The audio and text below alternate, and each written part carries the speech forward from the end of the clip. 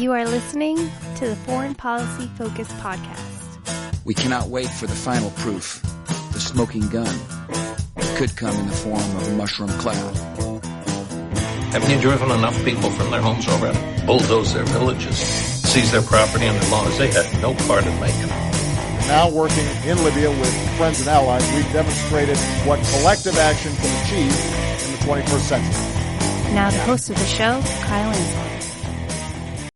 This is episode 427 of the Foreign Policy Focus podcast. On today's show, I'm talking about the shooting at the U.S. base by a Saudi soldier. I got some bad news to cover on the U.S. and North Korean peace process, and the U.S. is actually engaging in a little bit of diplomacy with Iran. Alright guys, I need you to share the show. You find it online at the Libertarian Institute. The show, along with the daily news roundup that I write, are featured on the homepage. If you're a new listener to the show, subscribe to one of the podcast feeds. The show has its own feed, and it's also on the Libertarian Institute All Podcast feed, where you find my show, The Scott Horton Show, Free Man Beyond the Wall with Pete Quinones, A Boy Named Sue with Phil Gibson, and other great content. Last, if you want to be a donor to the show, you do that at patreon.com/foreignpolicyfocus. So a little bit of, I guess, good and interesting news to start off the show today. Journalist Max Blumenthal, he runs the Gray Zone Project, and that website has done excellent work. And especially if you look at in the past year, 3 places, Ukraine, Venezuela, and Bolivia. Matt, who I believe is the guy who runs the site, he's the editor over there, and I think he's in charge of the whole thing. But, he works with Dan Cohen, Aaron Mate, and a team of others. I've seen Wyatt Reed posting there recently. So lots of good content on the site and covering some very important issues that are, often left uncovered by the more mainstream media. So really exposing the links between the neo-Nazis and the Ukrainian government that's now supported by the U.S. and slated to receive another $250 million in lethal military aid from the U.S., according to Trump's 2020 budget. And then, exposing in Bolivia what's actually happening there, where it's a military coup with some strong ties to the U.S. moving in on and taking the throne from President Evo Morales. And then, in Venezuela, exposing the corruption within the, coup government there, the Guaido administration, explaining how this was U.S. backed and all the other forces, trying to remove Maduro from power, who seems to be relatively capable of winning elections in Venezuela. And it's the final thing, Venezuela, that seems to have been what got Max Blumenthal arrested at the end of October. So if you'll remember back to May, and I talked about it on the show, that there was a group of, I think, pretty much all left-wing activists, but, the good kind of left-wing activists like Max Blumenthal and Kevin Zeese had occupied the Venezuelan embassy after the U.S. had expelled the Maduro government. And so there were, representatives of the Guaido government trying to get in, but this isn't actually a government representative of the Venezuelan people. And so, these activists in the U.S., I believe worked with the Venezuelan government to basically go and occupy the facility to keep the opposition forces out. Eventually, of course, they're forced out by either Secret Service or DC police, but for several days, they were able to hold out in there. I think it was a great bit of activism and awareness on the issue, which has not gotten enough attention in the U.S. But nonetheless, it looks like increasingly that this opposition has been defeated, and there's no chance Guaido will take the presidency away from Nicolas Maduro. So during this whole thing, Max Blumenthal, I don't believe was ever actually occupying the embassy, but at one point went to bring food to the people who were inside. In that process, he was, I don't know if he would even say assaulted, but, people were, attempting to prevent him from bringing food inside. And, there are people who made the allegation that he assaulted them. And so months go by, end of October comes, and, a full police force arrive outside of Max Blumenthal's house and arrest him, hold him for, I believe, 2 days before he was even able to really make a phone call and, get in contact with anybody. He was only charged with simple assault, which is a misdemeanor. I think, it's pretty close to a speeding ticket as far as, taking care of this, as far as the court system goes on a normal occasion. But, it seems to be way overdone. And, they're alleging political motives. So I have an article linked on the show notes page from the Gray Zone. Check it out, read all about it. They go into the fact that some call records that they think were, some proof that there may have been some corruption in Max Blumenthal's arrest were deleted, and then by either the Secret Service or DC police. And then there's this issue that, with it being political motives and the police not, just making Max aware that he had an arrest warrant, so he was able to, work with his lawyers to resolve this without anybody getting arrested. Seems, to be somewhat an act of intimidation. And, maybe the DC police are playing more the role of useful idiots, and they don't understand the geopolitical complexities here of why, the Venezuelan opposition is attempting to get Max arrested and have him, taken off of the streets, maybe discredit his name, slander him by putting him in jail. Or it could be that they understand this and understand that, politicians like Marco Rubio and Ted Cruz support this and are just kind of a part of that political scape that is moving to support the opposition government in Venezuela. Talking about that government, more scandals going on for them. The latest one says that they were trading influence with different companies, and then they would advocate to the United States for these companies to get sanction waivers. And so, time after time, it just shows that this isn't, a just, certainly not libertarian or even conservative free market alternative to Maduro, but rather the Guaido, the coup government there is just, U.S. friendly corrupt government. So allowing the U.S. to get in on more corruption than Maduro is. All the same, good for Max here getting the charges against him dropped. Hopefully he could continue to pursue this. Find out something about it and make some stories and headlines out of it, because it certainly doesn't seem like a good practice for the DC police to target a journalist like this. Jeff Bezos, richest man in the world, owner of the Washington Post, says that he is encouraging more tech companies to work with the Pentagon, saying that he really believes that we're the good guys. Now, of course, anybody who listens to the show doesn't need convincing from me that, we're certainly not the good guys. Now, that doesn't make the Iranians, the Russians, the Chinese, or whoever the hell else, the North Koreans, the good guys. But if you look at the American record of killing people and our terrible foreign policies of either sanctions or direct military interventions, you can't look at the U.S. as the good guy. The problem here is the more these companies get in bed with the Pentagon, the more they're relying on the government dole. And boy, it's just, more the redistribution of wealth. When the left talks about the redistribution of wealth, unfortunately, they focus on the capitalism aspect and not the aspect of, the government taking huge amounts of our money and then giving it to these giant military companies, or, now tech companies as, the warfare is really entering more the digital and the space age. And I'm sure there'll be more and more contracts and opportunities, for the Jeff Bezos and Elon Musk, the Apples, the Microsofts to contract with the Pentagon. It's going to end up really bad for all of us. Some good news. Customs and Border Patrol reversed a plan that they had announced that would require all U.S. citizens to be photographed leaving and entering the country. I've shared my own personal experience with the TSA on why I think this would be useless, but it's good to see that, at least for now, they're backpedaling on this one. The U.S. House voted in favor of a resolution that condemns Israel if they would move ahead with actually annexing the West Bank.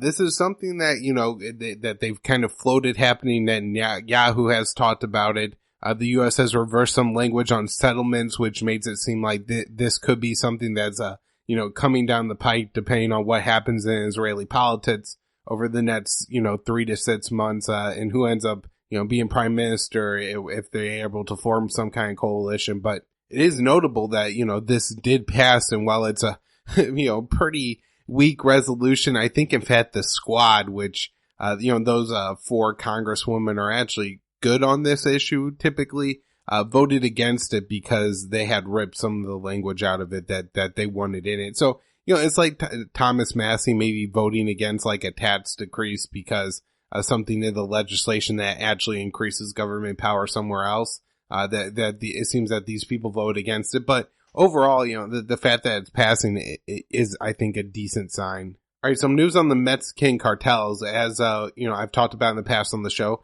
Donald Trump has said that he wanted to designate them as a terrorist group. And boy, that drew a lot of people to say, just like the Customs Border Patrol plan to photograph every American coming, leaving, they're like, hey, there's a whole bunch of negative consequences for this here. Doesn't seem to produce anything that would actually keep Americans more safe. So we really should oppose this.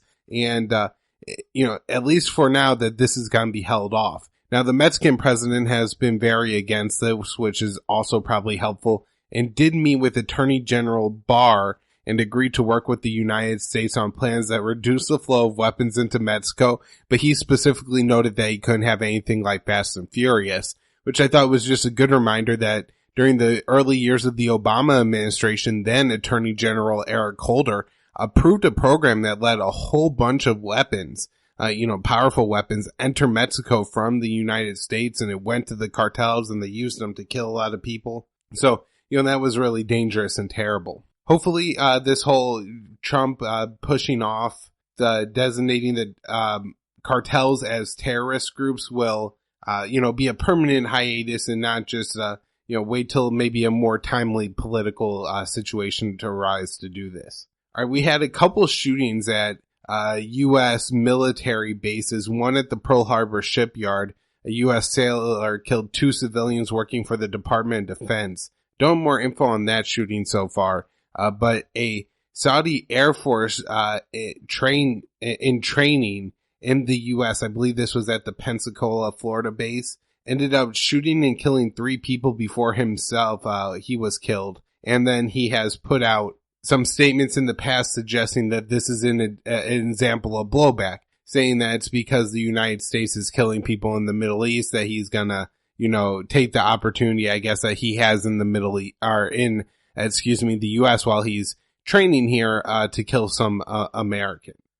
All right, got some final notes from the NATO summit. I didn't get this to this on Friday's show, but it ended in the end of last week. Turkey ends up approving the resolution to continue to protect the Baltic states and Poland. I don't like the phrase, continue to protect. Anyways, the defense plans for the Baltic states and Poland in NATO, but says it expects more help from NATO members in Syria. I don't see them getting really any of this because it seems like a lot of the other member states are fairly tied to the Syrian Kurds, who Turkey wants to label as terrorists. The conference ended on a rough note for the Western powers after Canada's Trudeau was caught on a hot mic talking with some other leaders and mocking Donald Trump. Donald Trump later called Trudeau two-faced and then left the summit without, having a final press conference. So it seems, more fractures to go along with all the other ones I talked about in the last show. Trump suggested that he could somehow sanction Turkey or punish Turkey financially for not meeting NATO's 2% defense spending of GDP target. Germany is only spending about 1.4% of their GDP on defense. The NATO requires 1.24% there, so well shy of the 2% goal. And they're not doing anything to really increase on that and meet it. And so this is Trump's new threat. Hungary is saying it will block Ukraine's NATO membership over Ukraine's language law. This was passed, I believe, under the Poroshenko government to really target Russia and the Russian speakers. But it ends up being a problem now for Hungary, who has a minority of Hungarian people in Ukraine, and concerned about their rights as, I guess now they can't use their own language, aren't supposed to on official documents. So that's about all I have for the NATO conference, but it's worth remembering that, at this conference this year, among the different member states, there's a dozen or so fairly significant issues that they all have with each other, and that are being vocalized during or around this summit. And all the name calling and stuff, man, maybe a few more of these things with these ridiculous personalities that we have for world leaders right now.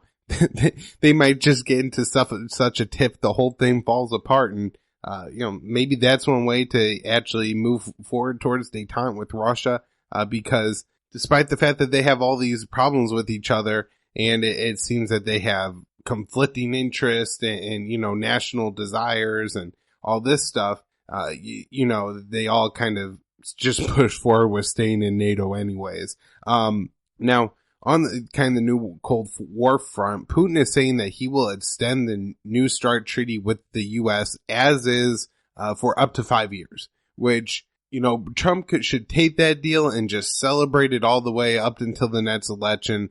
I think that would be the smartest move he could make on it, but it seems like his administration really isn't looking to move forward with this at all. There's reports saying that Trump is going to make a decision on this next year. And he continues to put forward that this has to be a trilateral deal with Russia, which would really undermine, what Russia's trying to do here. With Russia and China would be Trump's trilateral deal. But what Putin's trying to do here is just get this thing extended. With all the negotiations that would need to take place with China and this set to expire in February 2021, it would be very difficult to get a trilateral deal done at this time, especially since the Chinese nuclear program looks so different from the Russian and the American. I mean, they do have a nuclear triad, but they have like 300 warheads. Ukraine talks are set to begin soon. I believe these are the 4-party talks that are going Germany, France, and then Ukraine, the President Zelensky, and Russia, Putin, all attending these talks. Ukraine's president says one of his goals is just to get the remaining prisoners swapped. And, he seems to be open to talking some autonomy and elections for the Donbass region of Ukraine that borders Russia. These are ethnic Russian people who want a more friendly government in Ukraine. They at one point even looked to join the Russian Federation. Russia turned them away. And so since they've kind of been in open rebellion to the government, and most especially the coup government, that was led by, Poroshenko for many years after the U.S. backed coup there in 2012. As I already mentioned in the show, Trump's budget request for 2020 includes $250 million in lethal aid to Ukraine. This just shows that, in one sense, the impeachment hearings against Trump are working. I don't think the Democrats are any closer to removing this guy from office, but as far as hemming in his foreign policy, seems to be working pretty well. Bad news on the North Korea situation. North Korea carried out a test at their long-range missile facility. This is something they partially deconstructed after the Singapore summit when things were looking good with the U.S. But, they really haven't moved forward towards talks. In the recent weeks and months, North Korea has basically been complaining that the U.S. isn't offering anything new. They're still offering that North Korea has to give up everything up front before they're able to get sanctions relief. And I'm guessing from Kim Jong-un's perspective now, with the U.S. being within a year of election and seeing what Donald Trump did to the Iran nuclear deal, he would have to be pretty faithful in the United States to sign an agreement. And, I would be very skeptical if I were him as well. But he took another ride on a white horse up a sacred mountain, and came down, and it seems that the North Koreans are taking a little bit more aggressive posture now again. And so, as terrible as this is to say, it looks like we're returning to 2017 fire and fury. One of the reasons, I say that we're on this path is because Trump's statements on the issue, while, he's continued to downplay the Korean missile test, which I thought was a good thing. He could have taken the John Bolton position that, oh my God, this is the worst thing that's ever happened. We have to demand and sanction more and more pressure, more, war against North Korea. Instead, been dismissive of these tests. However, he hasn't moved away from this line that North Korea must denuclearize before, the U.S. gives anything. Trump also warned North Korea to stay out of the 2020 elections.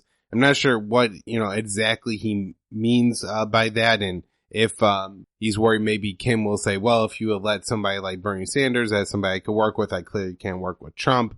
If he means that he thinks North Korea is going to hack emails and release them to WikiLeaks against Trump, or what I'm guessing is probably the case, Trump is concerned that if North Korea continues to carry out nuclear or missile tests, he's going to look like, and it will be, that his Korea policy has failed. And so that would negatively harm him. And if he's, asking North Korea not to do that, then I think he's not going to get what he wants there. And it's potentially, just adds to the dangerous, level that we have of the situation for North Korea right now, because Trump could respond by being more bellicose. A North Korean official has said now that the talks, at least with the U.S., denuclearization is off of the table maybe this is, their attempt to make it clear to Trump that the Singapore summit was an ordered agreement where if the U.S. were to, start to normalize relations with North Korea, get rid of the aggressive posture, drop the sanctions, then North Korea would be willing to denuclearize. But that certainly hasn't been what happened. And I'm sure one of the reasons North Korea has been insistent on this method is because looking at the Iranian situation where they gave up things up front, they found out that it's really easy for the U.S. to just snap sanctions back on and go back on their deal. Trump did have a half-hour phone conversation with Moon Jae-in on how to move forward here. Moon Jae-in is the South Korean president and generally seems like a peacenik to me and, a dove on North Korea. And so maybe he taught Donald Trump into doing something drastic but necessary to save the progress that has been made with North Korea and to prevent, a more hostile and confrontational year ahead. Overall, I think one of the legacies of John Bolton's tenure as the National Security Advisor will be destroying the potential, for some success with peace here. Not that Donald Trump was necessarily, really driven to do it, because he could have, not hired John Bolton in the first place, but certainly ignored him at times, especially at Hanoi. But that isn't what happened.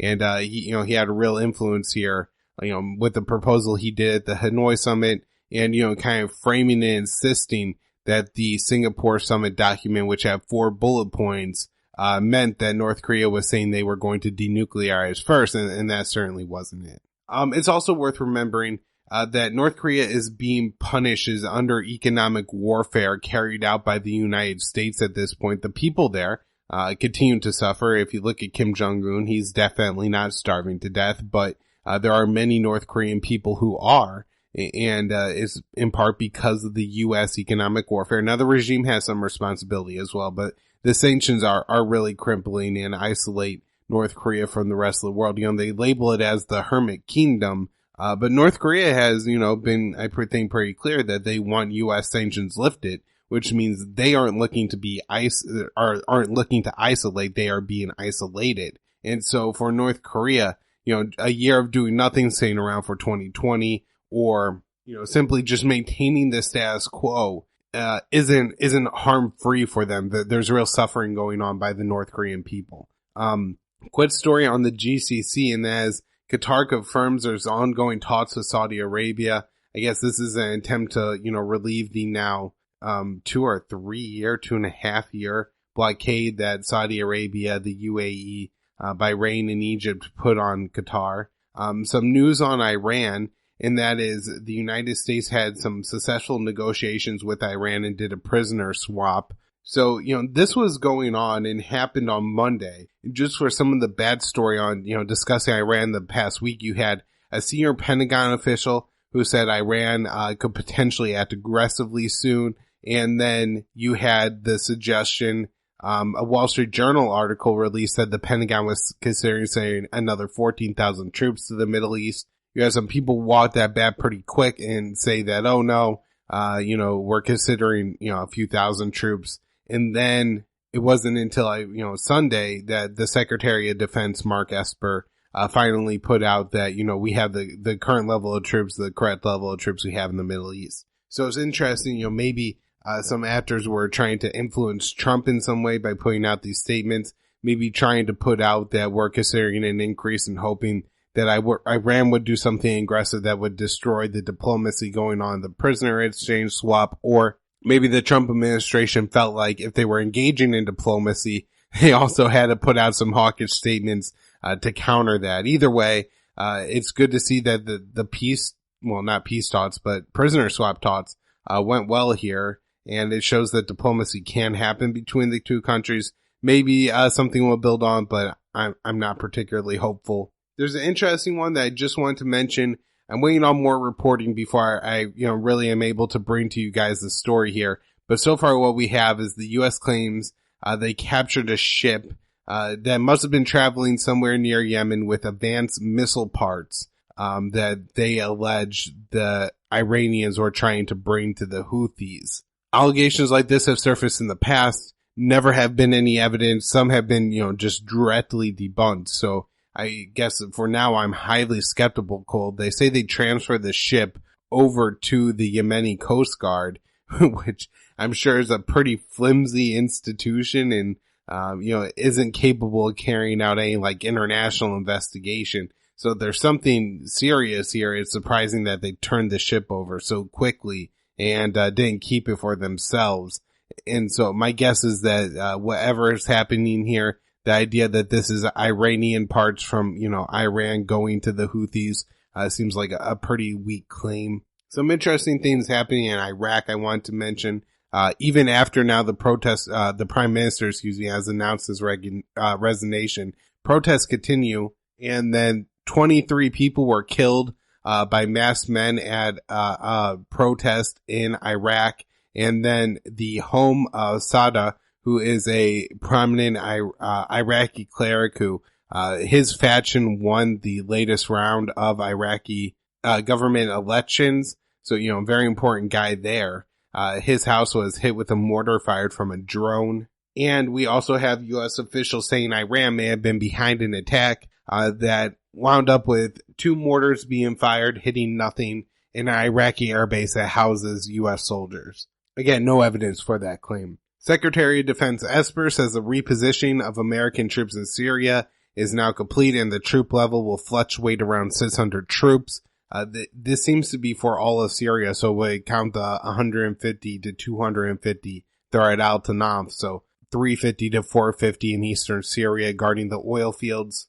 We had the Sudanese leader traveling to the United States and saying that Sudan now only has 5,000 troops in Yemen, down from 15,000. All right, everybody, thanks for tuning in today's show. Check out the Libertarian Institute, my Twitter feed at KYAAALE. Donate to the show at patreon.com and subscribe to the show on the podcast feed and leave a rating and review.